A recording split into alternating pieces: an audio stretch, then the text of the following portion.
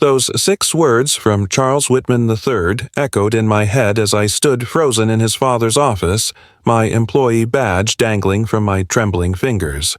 The Manhattan skyline through the floor-to-ceiling windows behind him seemed to blur as my career at Whitman Financial Solutions imploded in real time. "Marcus, you understand how these things work," Charles continued, not even looking at me as he shuffled papers on his desk. "The board needs someone to take responsibility for. The security breach. Your department, your problem. I'd spent 5 years climbing the ranks at WFS to become their head of cybersecurity. 5 years of arriving first and leaving last. 5 years of solving problems others couldn't. 5 years of being one of the good ones."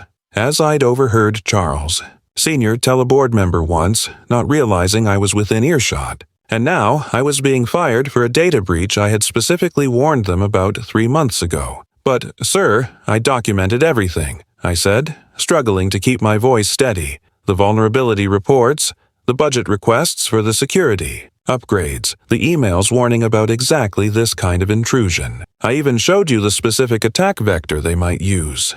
Charles sighed, finally looking up at me with eyes that held not a trace of empathy. "Look, Junior made a mistake, all right? He pushed that client portal live without the security checks, against your recommendation. We all know that. But he's a Whitman, and you're—" He gestured vaguely in my direction. "I'm what?" I asked, though I knew exactly what he meant.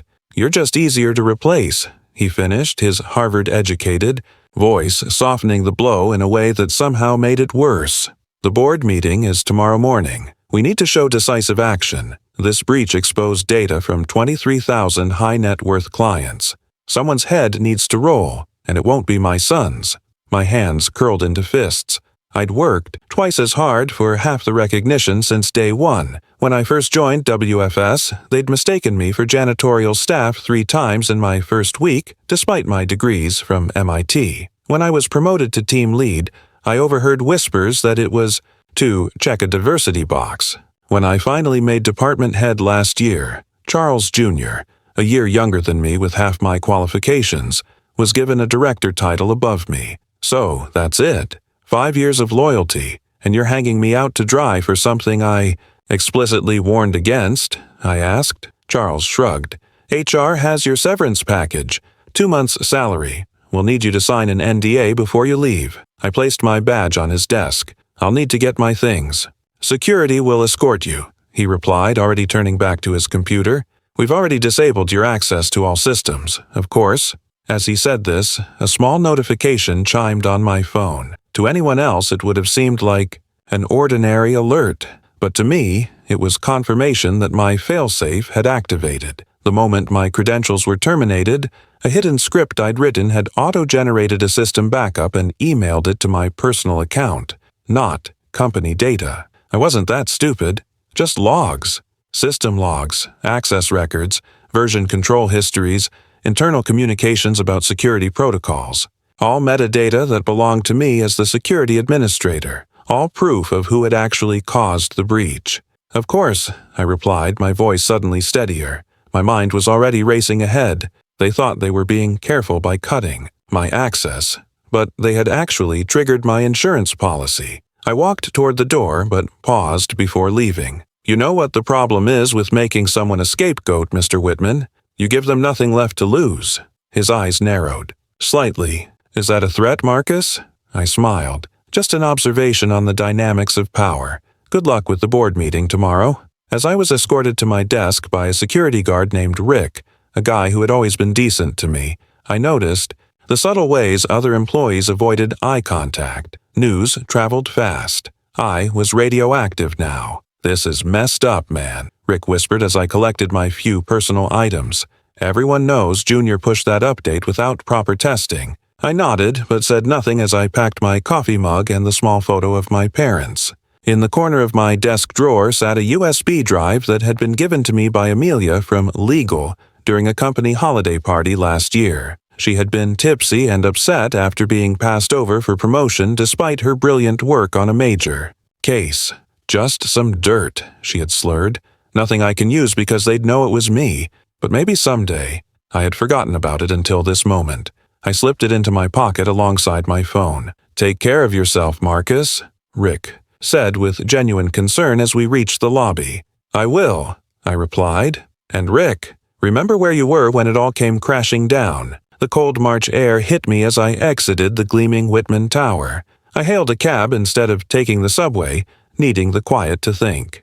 As we drove through the Manhattan streets, I opened my phone and confirmed what my notification had told me.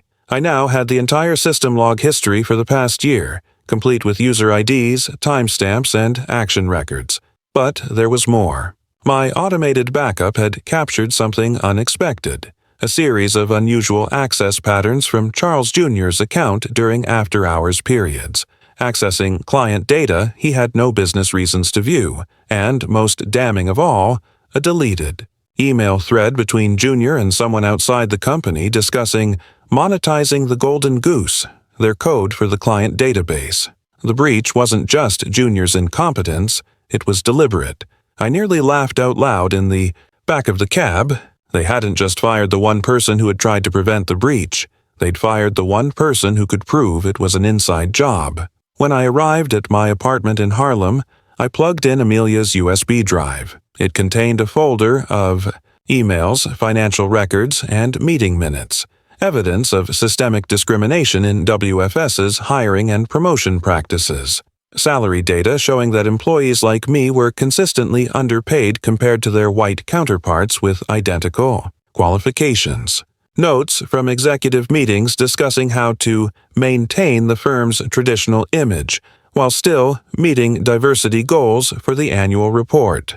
I spent the evening analyzing everything I had, the system logs proving Jr.'s deliberate compromise of client data, Amelia's evidence of systematic discrimination, and something else. Buried in the metadata of certain documents were traces of financial irregularities that didn't make sense for a company like WFS. At 2 in the morning, I drafted an email to the New York Times, the board of directors, and key regulators. I attached selected evidence and a detailed timeline of events. Then I paused, my finger hovering over the send button. This would destroy careers. It would potentially bring down a company that employed hundreds of innocent people. Was I ready for that? I closed my laptop without sending it. There had to be a smarter way, a more surgical strike. The next morning, I received a call from an unknown number. "Marcus Reynolds?" a woman's voice asked. "Speaking. This is Diana Chen from the New York Times. I'm a financial crime reporter. I received an interesting tip about Whitman Financial Solutions this morning, and your name came up. Would you be willing to talk?" I frowned. I hadn't sent my email. What kind of tip? Someone sent evidence of potential insider trading and deliberate client data exposure at WFS. They suggested you were fired for trying to prevent it. I sat up straight. I didn't send that. There was a pause. The email came from someone named Amelia Greenfield. She said you'd have additional evidence. Amelia? Of course. She must have been monitoring the situation from legal. "Ms. Chen, I'm going to need to call you back," I said. "But yes, I do have evidence. A lot of it." As I hung up, my phone chimed with a text message from an unknown number. "They're trying to pin everything on you at the board meeting right now. Your move, Marcus." I smiled. I wasn't alone in this fight after all. And now I had a much better idea for how to proceed than simply burning everything down. "It's not about revenge," I said to myself. "It's about justice." I called Diana Chen back with a counter-proposal. Instead of giving her everything immediately, I offered her an exclusive on a developing story, one that would unfold over the coming weeks as I strategically released information. She agreed immediately. Then I made a second call. 2. Evelyn Whitman, Charles Sr.'s ex-wife and a significant shareholder who had been pushed out of company operations years ago after their divorce. She had always been kind to me during company events before the split. "Mrs. Whitman, you don't know me well, but I used to work for your ex-husband," I began when she answered. "Marcus Reynolds?" she replied immediately. "Of course I remember. You! Charles fired you yesterday. It's all over the company gossip channels. I still have friends there, you know. Ma'am, I have information you might find interesting about why I was really fired and what your son has been up to." There was a long pause.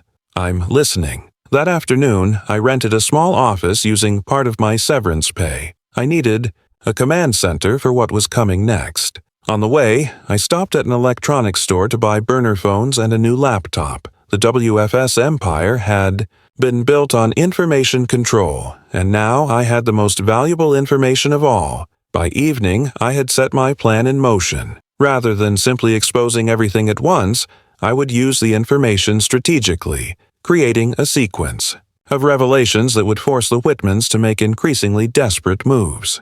Each reaction would give me new leverage. The first strike came the next morning. Diana Chen published a carefully crafted article in the New York Times, questioning the official story about the WFS data breach without directly accusing anyone. It merely pointed out the curious timing of my termination, and quoted anonymous sources saying I had warned about security vulnerabilities months earlier. Within hours, WFS's stock price dipped 3%, a small tremor before the earthquake. My phone rang. Charles Jr. "What the hell did you do, Reynolds?" he demanded when I answered. "I didn't do anything, Junior," I replied calmly. "I'm just at home, updating my resume." "Why?" "The Times article. You idiot. They're practically saying I caused the breach." I smiled to myself. "Well, did you? Fuck you," he spat. "If you think you can blackmail us." "Blackmail? That's a serious accusation. I'm just a recently terminated employee looking for my next opportunity. In fact, I have an interview with Preston and Associates tomorrow." Preston was WFS's biggest competitor. There was silence on the other end, then, "How much do you want?" "Excuse me." "To keep your mouth shut." "How much?" I laughed. "Junior, I don't want your money. I want justice. But you wouldn't understand that concept, would you?" I hung up, knowing he would immediately run to his father. The seed of paranoia was planted. They knew I had something, but not exactly what or how much. The next day, I met with Sarah Lincoln, a labor attorney specializing in wrongful termination and discrimination cases. I didn't show her everything, just enough to convince her I had a solid case. "This is compelling, Marcus," she said, reviewing the salary comparisons Amelia had provided. "But these kinds of cases are hard to win, and WFS has an army of lawyers." "I don't necessarily want to win in court," I replied. "I want to win in the court of public opinion, and I want them to fear what might come out in discovery." She studied me for a moment. "You're playing a dangerous game. These people have resources and connections." "And I have the truth," I countered, "plus evidence of their son selling client data." Her eyes widened. "That would be a federal offense." "Exactly. So here's what I need from you." Sarah agreed to send a formal letter to WFS indicating my intent to file a wrongful termination suit with hints about evidence of discriminatory practices. It wasn't a bluff. We could absolutely file the suit, but its real purpose was to force them to engage their legal team, creating paper trails and internal discussions that might reveal new vulnerabilities. Meanwhile, I had begun analyzing the financial discrepancies I'd discovered. Buried in quarterly reports were subtle patterns of fund movements that made no sense for legitimate business operations. I needed an expert to confirm my suspicions. I reached out to Professor Jankowski, my former advisor at MIT and an expert in financial forensics.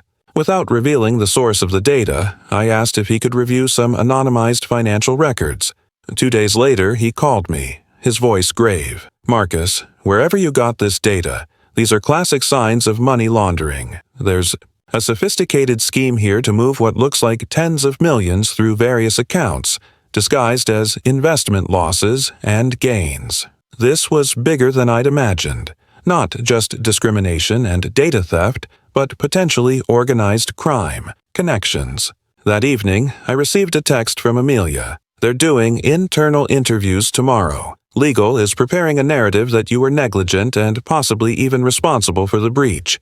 They've hired a PR firm to manage the story." Perfect. They were digging themselves deeper. The next morning, I executed the second phase of my plan. I sent a small sample of Junior's suspicious system activities to 3 board members known to be at odds with Charles Sr.'s leadership style. Anonymous, untraceable, just enough to make them ask questions at their emergency meeting that afternoon. Then I called Evelyn Whitman. "The board is meeting at 3. You might want to exercise your right to attend as a major shareholder." "I already planned to," she replied. But tell me, what should I be looking for? Watch how Charles and Junior react when someone brings up the possibility of an insider being responsible for the breach. Their faces will tell you everything. By that evening, my sources inside WFS, Rick from security and a data analyst who had always been friendly, reported that the board meeting had devolved into chaos. Two factions had formed, those loyal to Charles Sr. and those demanding a truly independent investigation. The next morning, Diana Chen called me. WFS just announced they're bringing in an external cybersecurity firm to investigate the breach. Sources tell me the board forced Charles Sr.'s hand. Interesting timing, I replied. Have they announced which firm? GlobalSec. Do you know them? I smiled. The CEO of GlobalSec had been my mentor when I first entered the industry. I'm familiar with their work. Very thorough. What Charles Sr. and Jr. didn't know was that bringing in GlobalSec was playing right into my hands. Unlike an internal investigation they could control, GlobalSec would follow the evidence wherever it led. And the evidence led straight to Junior. Over the next week, I continued my strategic pressure campaign. Sarah filed our intent to sue paperwork, sending the legal department into overdrive. Diana published a follow-up article raising questions about WFS's security practices. And I arranged for Evelyn Whitman to receive anonymized copies of her son's suspicious system access logs. 10 days after my firing, WFS called a press conference. Charles Sr. announced that they had new information about the data breach and were cooperating fully with authorities. Reading between the lines, it was clear the GlobalSec investigation had found something they couldn't bury. That night, Amelia texted me. Junior's access has been revoked. Security escorted him out today. Charles Sr. is trying to contain the damage. They were sacrificing the son to save the father, but it wouldn't be enough. The next morning, I released my third strike. I sent Diana Chen documentation of the money laundering patterns, along with Professor Jankowski's analysis, with his permission. Her resulting article sent WFS stock plummeting 22% in a single day. Federal regulators announced an official investigation hours later. I received another call from Charles Sr. that evening. "What do you want, Reynolds?" he demanded, his voice hoarse with stress. "Name your price. This has to stop. This isn't about money," I replied calmly. "This is about consequences. Is it because you're—" He caught himself. "Is this because you felt mistreated? It's because you built a company on corruption, discrimination, and lies," I said. "And then you had the audacity to make me your scapegoat when it started falling apart. I can offer you your job back, a promotion, whatever you want." I laughed. "Mr. Whitman, I don't think you understand. I don't want anything from you anymore. I just want justice. You'll never work in finance again if you keep this up," he threatened, his composure finally breaking. "I have friends in every major firm." "So do I now," I replied. "The difference is, mine aren't afraid of the truth." The next day, 3 more board members resigned. The stock fell another 15%. Clients began withdrawing funds en masse, and then came the moment I'd been waiting for. Charles Sr. called an emergency press conference, supposedly to address the allegations. I watched it live from my new office space. He looked haggard, his usual polished appearance now disheveled. As he denied any knowledge of wrongdoing, claiming to be shocked and appalled by his son's actions, I noticed something in his mannerisms, a tell I'd observed in meetings whenever he was lying to clients. I pulled out my phone and sent one final text to Evelyn Whitman, who I knew would be watching. "He's lying. Check the offshore account in the Caymans under Whitman Holdings Limited, the one he didn't disclose in the divorce." 20 minutes into his rambling denials, Charles Sr. was interrupted by federal agents entering the room. The cameras caught everything. His shock, his attempt to flee, and finally, his arrest. Evelyn had made the call, providing the final piece of evidence they needed. That evening, as the business news channels ran non-stop coverage of the Whitman financial collapse, I sat in my apartment watching the empire crumble. Not with joy, but with a sense of solemn justice. My phone rang. It was Diana Chen. "Are you ready to go on the record now?" she asked. "People want to hear from the whistleblower who brought down WFS." I thought for a moment. "No, this isn't about me becoming famous. It's about accountability. The SEC is calling this one of the biggest financial fraud cases of the decade, she continued. They're saying at least a dozen other executives were involved, and they're specifically crediting the evidence you provided. What about the employees? I asked. The ones who had nothing to do with this? Preston and Associates announced they're hiring most of the junior staff, she replied, and 3 other firms are picking up various departments. Almost everyone will land on their feet. That was a relief. My target had always been the corrupt leadership, not the innocent workers. 2 weeks later, I received a job offer from Global Sec, the firm that had investigated WFS. Their CEO, my old mentor, had recognized my fingerprints on some of the evidence and wanted me to head their financial security division. On my first day, I was surprised to find Rick from WFS, security, working there too. They hired a bunch of us, he explained, those of us who cooperated with the investigation. As I settled into my new office, I found a small package on my desk. Inside was a handwritten note from Evelyn Whitman. Justice is a dish best served by those who understand its true value. Thank you for your integrity. Beneath the note was a flash drive. It contained evidence of similar corrupt practices at 3 other major financial institutions, firms run by Charles Sr.'s closest allies. I smiled. My work wasn't done yet. 6 months later, I sat in a coffee shop across from Amelia, who had been hired as legal counsel for the SEC's ongoing investigation into financial industry practices. Did you ever think it would go this far? She asked, stirring her latte. I shook my head. I just wanted the truth to come out about why I was fired.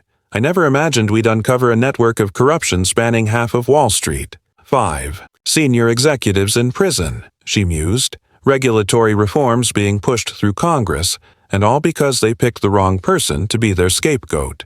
They assumed I would just accept it, I replied, that I'd slink away quietly, because people like me always do. They never considered that I'd been documenting everything all along. Amelia smiled. You know what Charles Sr. said in his deposition? He said his biggest mistake wasn't the fraud or the money laundering. It was underestimating you. He said, and I quote, I never thought he'd fight back like this. I laughed. Their fundamental error was believing their own myth, that they were untouchable because of who they were, and that I was disposable because of who I am. As we parted ways, I walked through the financial district where WFS's tower had once stood as a symbol of power and prestige. The building now housed several smaller firms, including a nonprofit focused on financial literacy in underserved communities, funded partially by the penalties levied against WFS. My phone buzzed with a text from Diana Chen. You seen this? Justice Department expanding investigation based on your evidence. 3 more firms in the crosshairs. I smiled as I pocketed my phone. Being made a scapegoat had given me something I never expected. The power to create real change. They had chosen me because they thought I was the easiest person to blame, never realizing they had handed their secrets to the one person who wouldn't stay silent. In trying to bury me, they had created the perfect witness to their downfall. The email was sent. Justice was served. And the empire they built on lies crumbled beneath the weight of a single, powerful truth. No one is disposable. Everyone deserves justice. Even, perhaps especially, the person you thought would be easiest to blame.